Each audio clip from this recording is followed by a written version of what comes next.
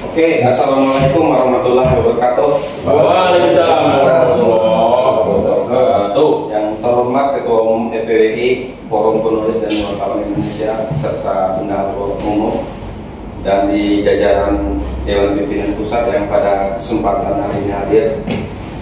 Puji syukur kepada Allah Subhanahu Wa Taala, Tuhan yang Maha Esa, kita bisa hadir di hari yang berbahagia dan hari yang mulia ini dalam rangka mengenal lebih dekat EPWI yang hari ini alhamdulillah kita sudah mendapatkan legal formal yang kedua dari Kementerian Hukum dan Hak Asasi Manusia dan sudah dinotariskan pada tanggal 24 April 2025. Dan sebagaimana kita sama-sama pahami bahwa EPWI ini sudah ada sejak tanggal 11 Juli 2013 yang dirancang oleh guru besar kita, orang tua kita, ya Bapak Dr. Andes Robin Simanulang.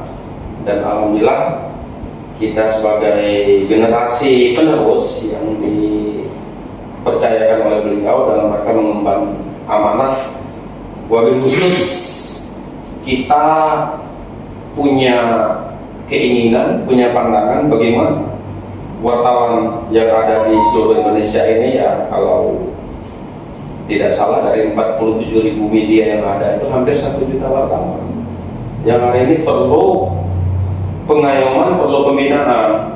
Apalagi hari ini kembali lagi kan isu-isu digencarkan dengan wartawan abal-abal lah, apalah gitu ya, dan dan di sini perlu pencerahan dari kita sebagai forum penulis dan wartawan Indonesia, yang mana kemarin itu kita pada tanggal 1 Juli 2025 tepatnya di Hari Bayangkara untuk penyempurnaan kepengurusan ya di Dewan Pimpinan Pusat itu kita sudah membentuk deputi-deputi nih Pak ya. Dewan Pimpinan Pusatnya itu di tingkat deputi. Ada deputi hubungan antar lembaga, ada deputi organisasi dan keanggotaan, deputi hukum, deputi humas, deputi organisasi pemuda, deputi pengembangan organisasi, deputi pendidikan, deputi ekonomi, deputi sosial, bahkan deputi investigasi serta juru bicara. Maknanya dengan disempurnakan kepengurusan EPWI pada tanggal 1 Juli dan hari ini bertepatan tanggal 9 ya. 9 Juli, maknanya satu minggu setelah kita tetapkan itu, tentu saya ingin mengetahui, ingin menggali itu kan, wabil khusus dari Pak Ketua Umum dan Bendahara Umum yang hadir dan para deputi yang pada kesempatan ini akan kemana kita arahkan EPWI ini, yang mana kita paham jurnalis saja hampir 1 juta orang, belum penulisnya.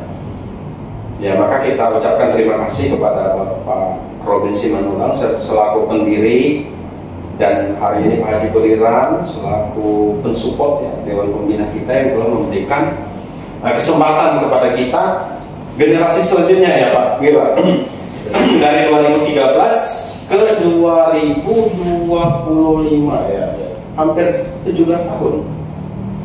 Hampir 17 tahun organisasi ini berjalan. Lama ya. Maka saya minta yang pertama mungkin pandangan dari Pak Ketua Umum yang diberikan amanah oleh beliau dalam rangka membawa layar atau perahu besar EPWI ini. Apa kira-kira Pak program terdekat dan jangka menengah serta panjang? Silakan. Baik, terima kasih kepada Pak Dr. Honoris Causa Sastra Suganda yang merupakan Wakil Ketua Umum dari Forum Penulis dan Wartawan Indonesia. Juga terima kasih kepada Pak Wira sebagai Bendahara Umum dan juga Pak Deratno sebagai Deputi, Pak Nur Iman juga ya sebagai calon Ketua DPD. Bukan DPW Jawa Barat. DPW ini disebut Jawa Barat Pak. Oke, kita tepuk tangan. Ini disponsori oleh DPW ya? Iya, sebetulnya ya. Yes. Jadi ketika kita berbicara tentang profesi wartawan atau jurnalisme atau jurnalistik gitu ya, ini memang dinamikanya luar biasa banyak ya. Jadi dahulu yang namanya pers adalah sebagai alat perjuangan rakyat sebetulnya ya. Di era pra kemerdekaan, namanya pers itu adalah merupakan alat perjuangan rakyat di dalam menyuarakan aspirasi masyarakat, begitu. Maka tak heran ketika proklamasi Indonesia sendiri itu kan digaungkannya oleh wartawan itu. Oleh siapa itu? Bung Tomo ya? Bung Tomo itu seorang wartawan. Jadi bayangkan ketika kemerdekaan Indonesia itu tidak ada wartawan, berarti tidak ada yang mendengar, dunia tidak tahu begitu. Karena ada seorang wartawan sosok Bung Tomo itu, maka proklamasi kemerdekaan Republik Indonesia didengar oleh seluruh masyarakat dunia. Itulah sebetulnya ya menurut saya mulianya profesi seorang wartawan sebetulnya. Jadi bagi masyarakat yang belum tahu gitu apa itu fungsi wartawan, ya itu salah satu contoh bahwa sebetulnya luar biasa lah fungsi tugas dari seorang wartawan tersebut. Kalau kita flashback lebih jauh lagi misalnya kepada era kenabian misalnya kan, nah itu juga luar biasa kan peran jurnalisme kan gitu. Jadi ada para sahabat yang senantiasa mencatatkan, menjurnalkan apa yang dikatakan oleh Nabi Muhammad, sehingga catatan-catatan para sahabat Nabi itu, gitu kan, yang dicatat di tulang, di batu, di pelepah daun kurma, ya kan? Nah itu kan jurnalisme, Pak. Itu adalah jurnalisme. Sehingga ajaran atau perkataan Nabi itu sampai kepada kita hari ini, ya kan? Yang kemudian dimushafkan di zaman Sayyidina Utsman menjadi Al-Quran. Itu luar biasa. Jadi memang harus diedukasi ini masyarakat apa tentang peran dan fungsi daripada wartawan. Yaitu menurut saya untuk pembukaan awal peran wartawan sangat penting. Ketika kita lihat dari zaman kenabian sampai era perjuangan dan sampai hari ini. Namun sangat disayangkan hari ini tidak dimungkiri di mata para pejabat pemerintah, instansi-instansi, wartawan itu terkesan tanda kutip gitu. Tapi kan kita sebagai EPWI yang selama ini kita ikuti, yang hampir berapa belas tahun kita sampaikan tadi, kita kan menganut 5W1H dan ditambah dengan 2A, yaitu analisis dan apresiasi. Pandangan Pak Ketum sendiri gimana tuh dengan adanya kita punya moto seperti itu? Ya, tadi kita berbicara tentang sejarah wartawan yang begitu mulia kalau menurut saya gitu ya. Peran wartawan dalam sebuah negara dan bangsa luar biasa, tidak diragukan lagi ya kan? Jadi harus mengapresiasi peran wartawan tersebut. Hari ini memang ada sebuah pergeseran ternyata di era modern hari ini, ternyata pasca kemerdekaan nih ya. Jadi pasca kemerdekaan ini wartawan tidak lagi menjadi yang namanya alat perjuangan rakyat, lebih cenderung kepada menjadi corongnya pemerintahan. Corong kalau saya katakan itu bahasa ekstrim memang. Sama. Itu bahasa ekstrim. Bahasa halusnya adalah menjadi mitra pemerintah. Perpanjangan pemerintah di dalam menyampaikan program-program pemerintah tentunya, baik dari tingkat bawah, bisa tingkat desa, tingkat kelurahan ya, sampai kepada pusat presiden. Jadi ada kemitraan, ada media-media partner pemerintah yang itu sampai-sampai dianggarkan oleh pemerintah, dianggarkan oleh APBN, APBD, gitu kan? Kan seperti itu. Hari ini yang terjadi seperti itu. Sayangnya ya, APBN, APBD itu hanya didapatkan oleh media-media arus utama, media-media yang perusahaan-perusahaan besar.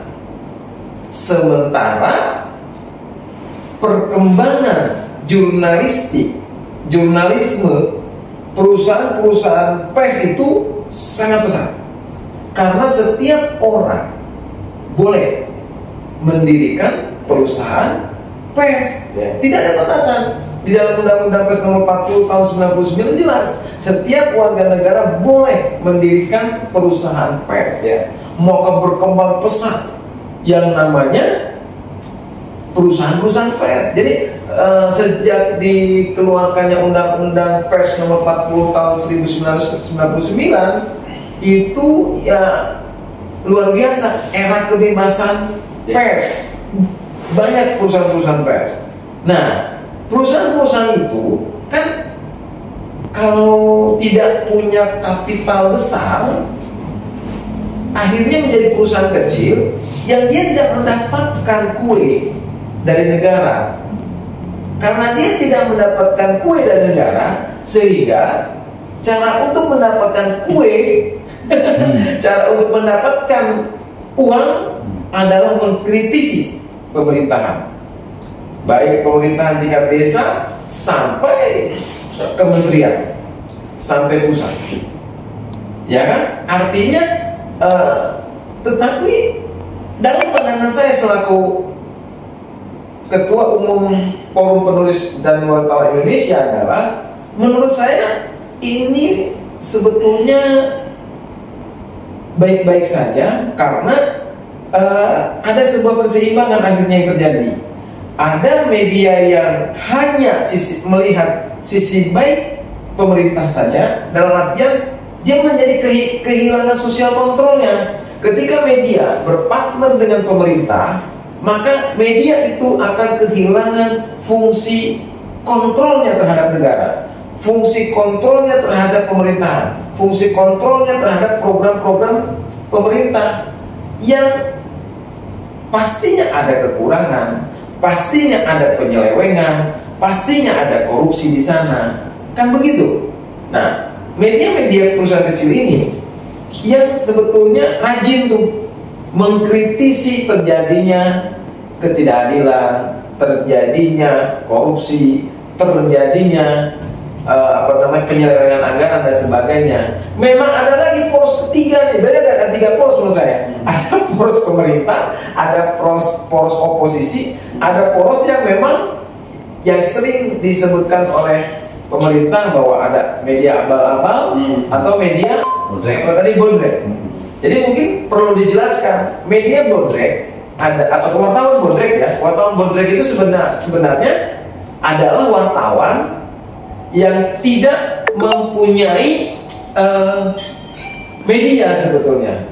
Jadi dia hanya punya KTA saja. Mungkin KTA itu juga buatnya itu di pramuka gitu kan, alias KTA yang hanya dibuat-buat aja. Nggak ada video. Gitu. Namanya tidak ada. Ini udah di bawah redaksi, ada video, ya kan? Kemudian medianya juga tidak berbadan hukum. Nah, ini yang disayangkan sebetulnya. Ini otomatis. Begitu. Ya, luar biasa. Tadi kita sudah disebut ya beberapa tahun yang lalu kan 47 media, 47.000. Dengan gampangnya hari ini dengan Undang-Undang Pers 49 pasal 9 ayat 2 bahwa ayat 1 tiap-tiap warga negara dan negara ya berhak mendirikan perusahaan pers. Namun kan di ayat 2-nya kan harus berbadan hukum Indonesia kan begitu. Nah, saya ke Pak Wiran. Hari ini kan ada lagu statement yang berat-berat kita dengar gitu kan. Bahkan kepala daerah pun kalau tidak salah udah gak butuh tuh media.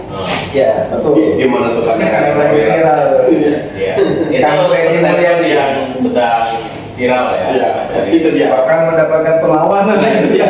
Dari Gubernur Jawa Barat ya, Pak Deddy Mulyadi ya. Saya nggak nyebut ya Pak. Sudah jadi konsumsi publik gitu, udah jadi konsumsi ya. Sudah jadi konsumsi publik. Jadi memang ada pandangan yang dalam tanda kutip berbeda juga kalau menurut saya pandangan Pak Deddy Mulyadi itu. Ya. Karena dia memanfaatkan kekuatan media sosial untuk mempublish kegiatannya, untuk mengekspor program pemerintahannya dengan media sosialnya, dan itu sah-sah saja sih kalau menurut saya ya.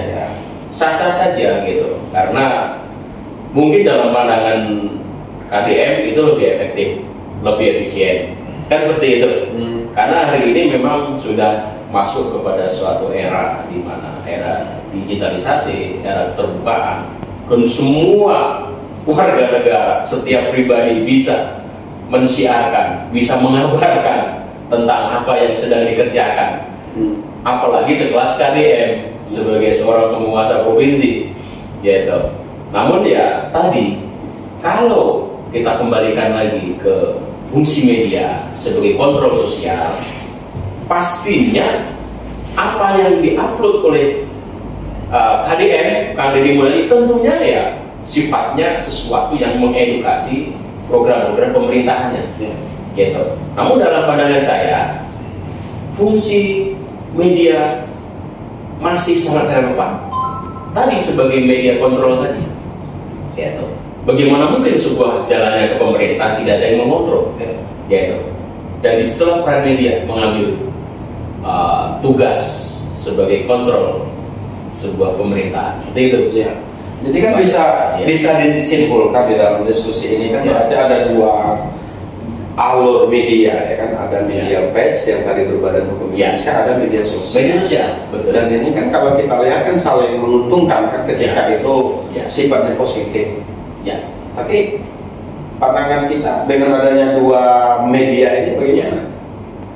Ada media sosial, ada media face. Apakah perlu seiring sejalan atau pastinya harusnya beriring sejalan. Seharusnya kan? Harusnya ya.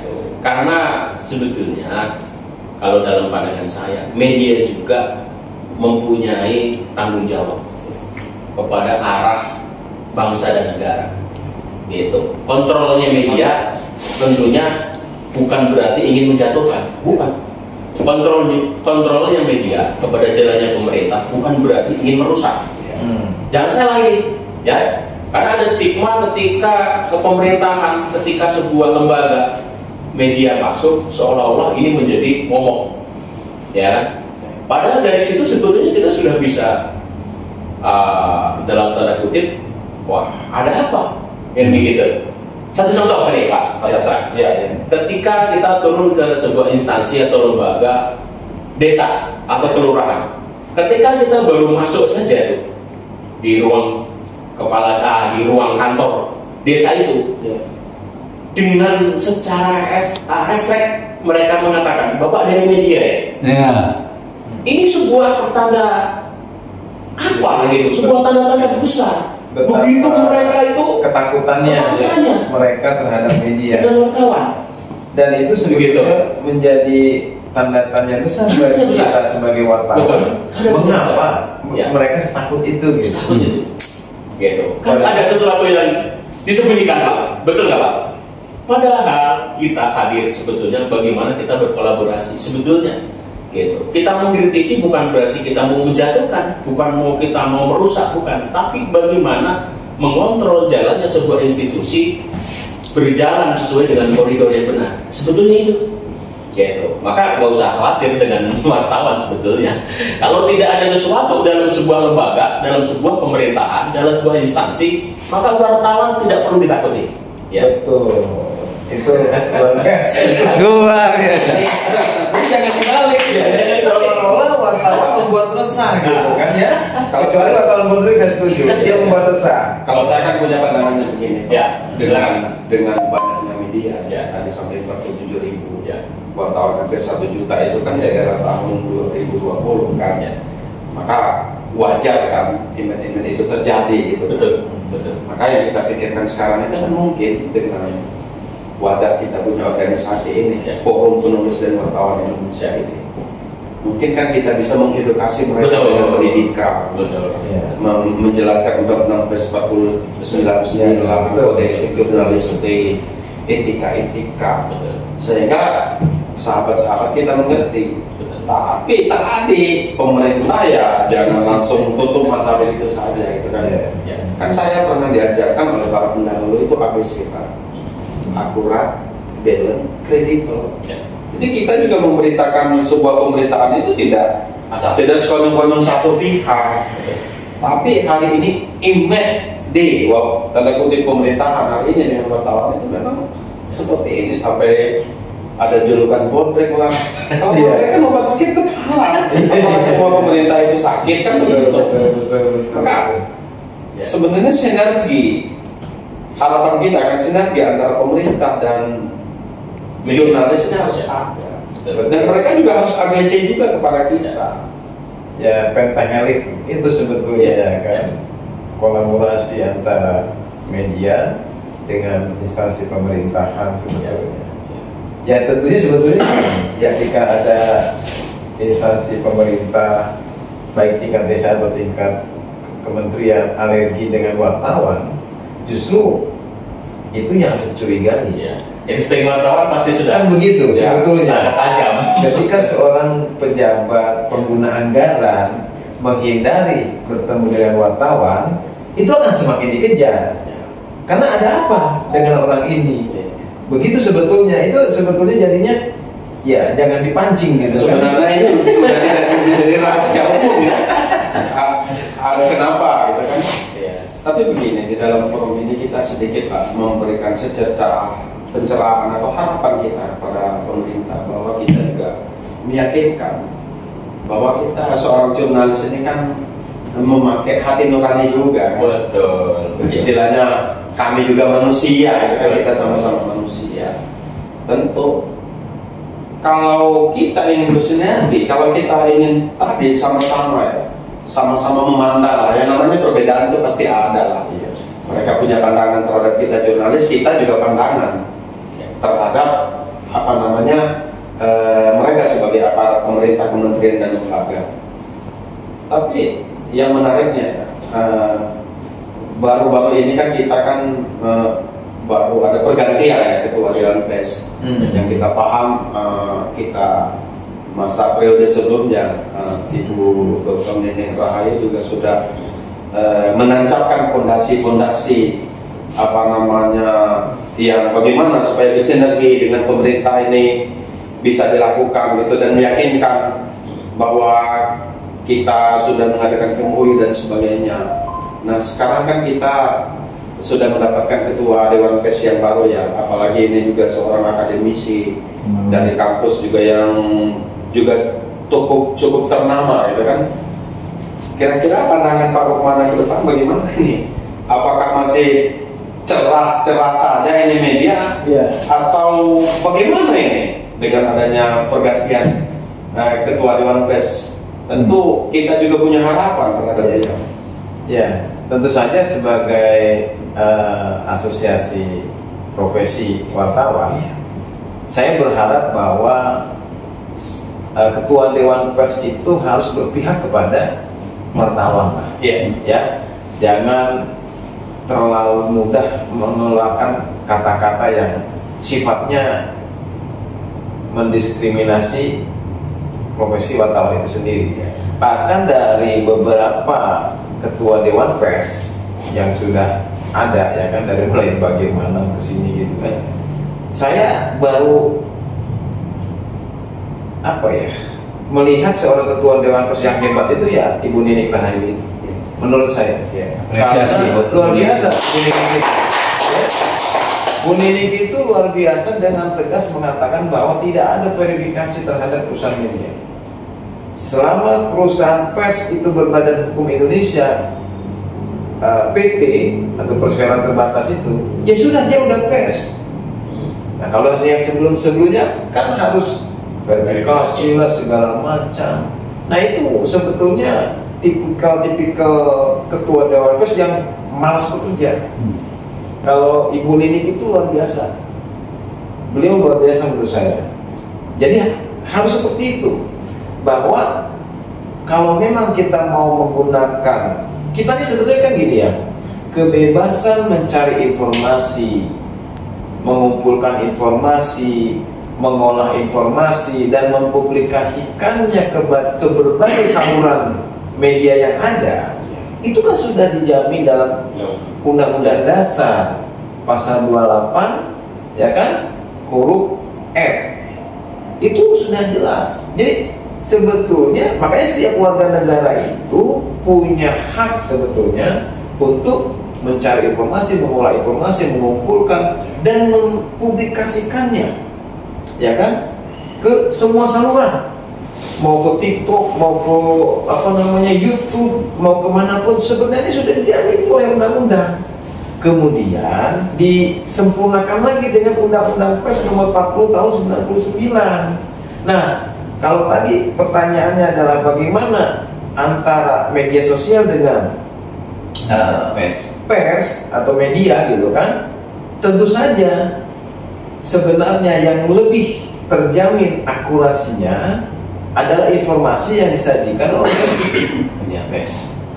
pers atau oleh media, karena para pekerja media atau yang disebut wartawan tentu saja adalah orang-orang yang sangat terlatih dalam menyajikan informasi. Dia ada diatur dengan kode etik jurnalistik, kemudian dia diatur dengan Undang-Undang Pers nomor 40 tahun 99, bahkan ada lagi berikan uji kompetensi wartawan yang walaupun itu menjadi polemik, tetapi setidak-tidaknya kita melihat sisi positifnya bahwa UKW itu adalah pintu di mana seorang wartawan itu memang memahami fungsinya sebagai wartawan. Dia bisa menulis, dia bisa membuat narasi berita dengan baik, membuat berita berita yang akurat, bukan hoax. Setidak-tidaknya kita ke sana. Maka dalam hal ini EPWI sebenarnya mempunyai program besar. Program besarnya adalah kita akan menawarkan kerjasama kepada dunia pendidikan. Dalam hal ini mungkin sekolah menengah atas, SMA kelas 3, terkait dengan pendidikan jurnalistik di sekolah-sekolah. Ini program besar EPWI. Jadi kita akan mengajukan kerjasama dengan sekolah-sekolah menengah atas. Untuk kelas 3-nya kita memberikan pelatihan jurnalistik. Kenapa itu menjadi penting? Karena dunia hari ini semakin digital. Dunia hari ini memang informasi berseliweran di mana-mana. Tadi kalau Pak Wira bilang, ya kan, semua orang udah bisa share informasi. Nah, ketika itu diedukasi dengan diberikan bekal pemahaman tentang jurnalistik, maka informasi yang beredar di masyarakat adalah informasi yang sehat, bukan informasi yang hoax. Nah, kita membantu pemerintah. Ini peran media. Jadi jangan dipandang sebelah mata media massa itu. Untuk tidak perlu bekerja sama dengan media. Ya kalau melihat dari sisi, ya kan, efisiensi anggaran, mungkin Deddy Mulyadi melihat dari sisi itu, ya kan. Tetapi kalau melihat dari fungsi media itu sendiri, ya sudah jelas fungsi media adalah pilar keempat dalam demokrasi. Bahkan EPWI punya slogan bahwa EPWI ini ada pilar demokrasi dan keadilan. Biasa.